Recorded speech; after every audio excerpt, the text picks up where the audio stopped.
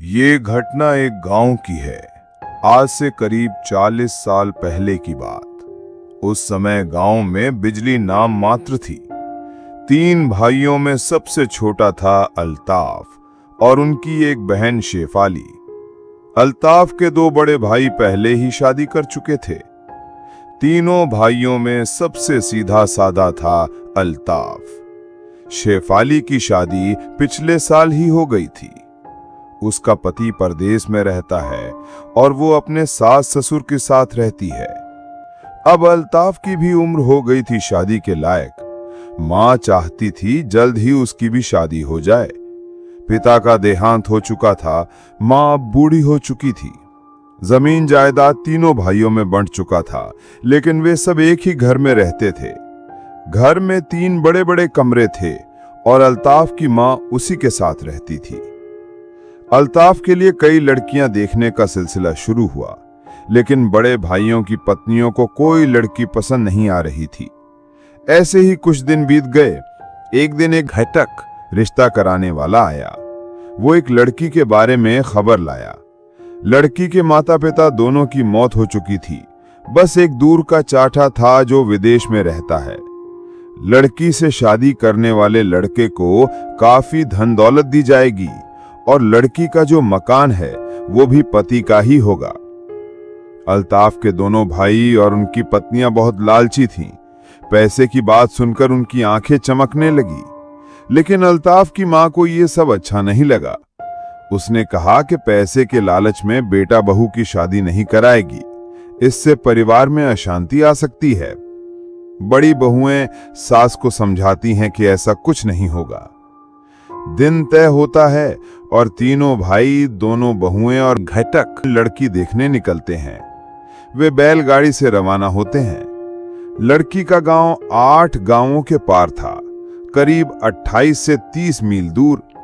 घटक को गांव का रास्ता पता था, लेकिन घर सही से याद नहीं था। गांव के पास पहुंचते ही वे एक बूढ़े को देखते हैं जो अपनी गायों को खेत में छोड़कर एक पेड़ की छाया में बैठा है।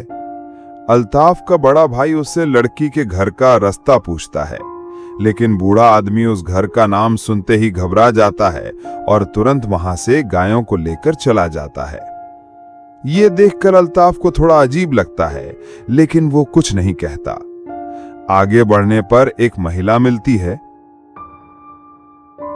जब उससे घर का पता पूछा जाता है तो वो नाराज होकर कहती है, वहां पर इंसान रहता है क्या?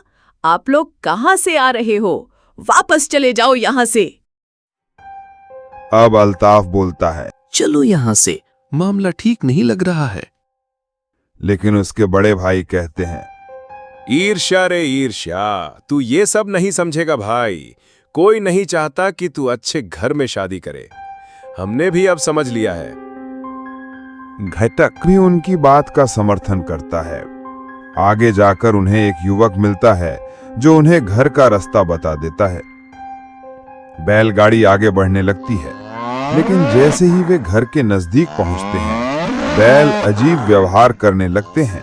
वे आगे बढ़ने से मना कर देते हैं। गाड़ीवान उन्हें बहुत समझाता है, मारता भी है, लेकिन वे टस से मस नहीं होते। अल्ताफ के दोनों भाई गाड़ी से उतर जाते हैं। घटक कहता है, लो आ ही गया, बाकी रास्ता अब पैदल ही चला जा सकता है।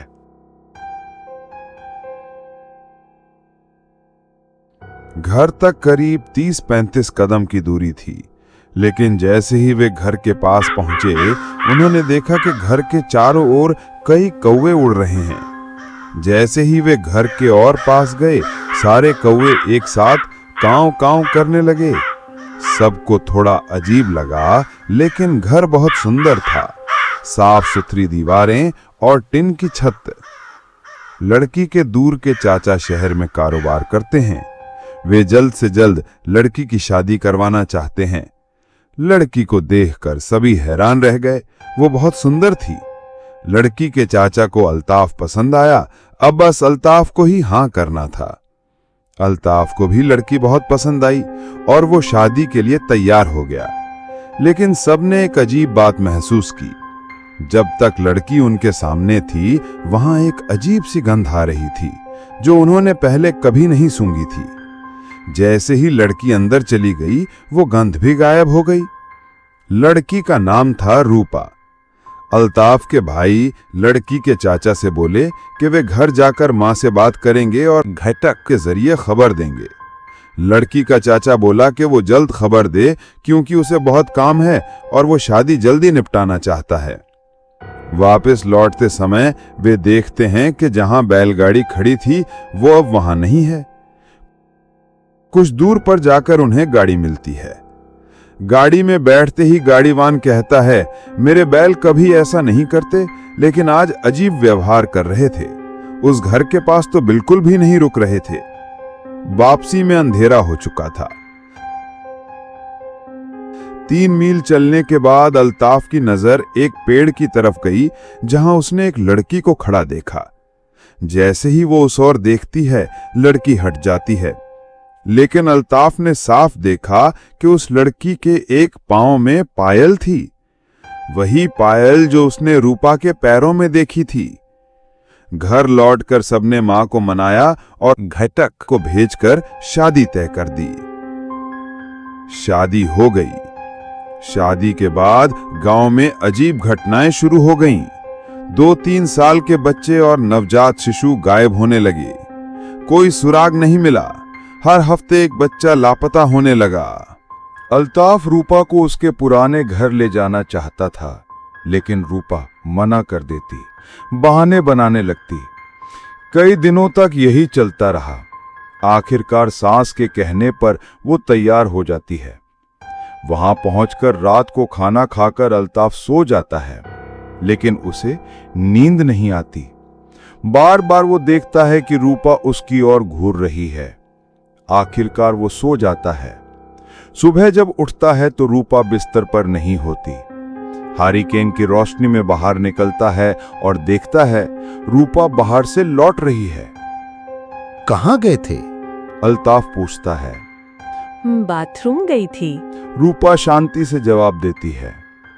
दूसरे दिन दोपहर में वो देखता है कि छत पर बहुत सारे कौवे मंडरा रहे हैं। कौवों की आवाज से उसका मन खराब हो जाता है। बाजार जाने की सोचता है, लेकिन रूपा कहती है, तुम बाजार जाओगे, ऐसा हो सकता है क्या? मैंने तो पहले ही बाजार से सामान मंगवा लिया है। रात को फिर वही हुआ। अल्ताफ की नींद बीच में खुल गई। रूपा बिस्तर पर नहीं थी। अल्ताफ लालटेन लेकर फिर भाग निकलता है। सबसे पहले बाथरूम की तरफ जाता है, लेकिन रूपा वहां नहीं है। तो फिर रूपा कहां गई? इसी बीच फजर की अजान सुनाई देती है। घर के अंदर से रूपा की आवाज आती है। अल्ताफ ठिठक जाता है। घर के अंदर जाकर देखता है तो रूपा बिस्तर पर लेटी है। अल्ताफ उससे पूछता है, कहाँ गए थे? तुम कहाँ गए थे, बताओ ना। जवाब में रूपा उसके सिर पर हाथ रखकर कहती है कि उसके सिर में दर्द हो रहा है। नई दुल्हन की ऐसी बातों से अल्ताफ का मन पिघल जाता है। अल्ताफ सब कुछ भूल जाता है। इसके कुछ दिनों बाद वे अपने घर वापस आ जाते हैं और इधर हर हफ्ते एक बच्चा गायब होने लगता है। ये रुकता भी नहीं। इलाके में कड़ी पहरेदारी बिठाई जाती है। एक और रात अल्ताफ खा पी कर सो जाता है। उसे याद नहीं कि वो कितनी देर सोया था, लेकिन दूर से रोने धोने की आवाजों से अल्ताफ की नींद खुल जाती है। बहुत सारे लोग एक साथ चिल्ला रहे थे। बिस्तर के बगल में हाथ लगाकर अल्ताफ समझ जाता है कि रूपा उसके पास नहीं है। वो कमरे से बाहर निकलता है। रोने धोने की आवाज सुनकर वो समझ जाता है कि किसी का बच्चा गायब हो गया है। ढूंढते ढूंढते सब झाड़ियों के बीच चले जाते हैं। वहां जाकर देखते हैं कि एक महिला कुछ खा रही है। सब लाइट मारते हैं तो वो कूदकर ऊपर चली जाती है और फिर वहां से भाग जाती है। गायब हुए बच्चे का शरीर क्षत विक्षत पड़ा था। इधर अल्ताफ रूपा का इंतजार करता रहता है। घर के बाकी लोग भी जाग गए थे। थोड़ी देर बाद रूपा पीछे से आ जाती है। उससे पूछने पर वो कहती है कि वो बाथरूम गई थी। अल्ताफ गुस्से में पूछता है, इतनी देर तक बाथरूम में थी? रूपा जवाब देती है कि शोर सुनकर वो बहुत डर गई थी, इसलिए वो डर के मारे वहीं थी। सास भी रूपा की बात में हाँ मिलाती है, लेकिन अल्ताफ कुछ समझ जाता है। इसके बाद से अल्ताफ रात में देर से सोता था, लेकिन फायदा नहीं होता था, क्योंकि इसके बाद 1 हफ्ते तक रूपा बाहर नहीं निकली। अल्ताफ जागा ही था, उसे ऐसा कुछ भी नजर नहीं आता। अल्ताफ ये सब भूल जाता है। अल्ताफ का संदेह दूर हो जाता है। घर में बड़ी बहू को बेटा होता है। नए मेहमान के आने से पूरा घर खुशी से भर जाता है। एक रात सास की तबीयत खराब हो जाती है। रूपा को मां के साथ रहने के लिए कहा जाता है। उस 1 हफ्ते कहीं कोई बच्चा गायब नहीं हुआ, लेकिन एक रात एक बुरी घटना घट जाती है। जब सास सो जाती है तो रूपा उनके बगल से उठ जाती है। रूपा के पैरों की पायल की आवाज अल्ताफ की मां को साफ सुनाई देती है।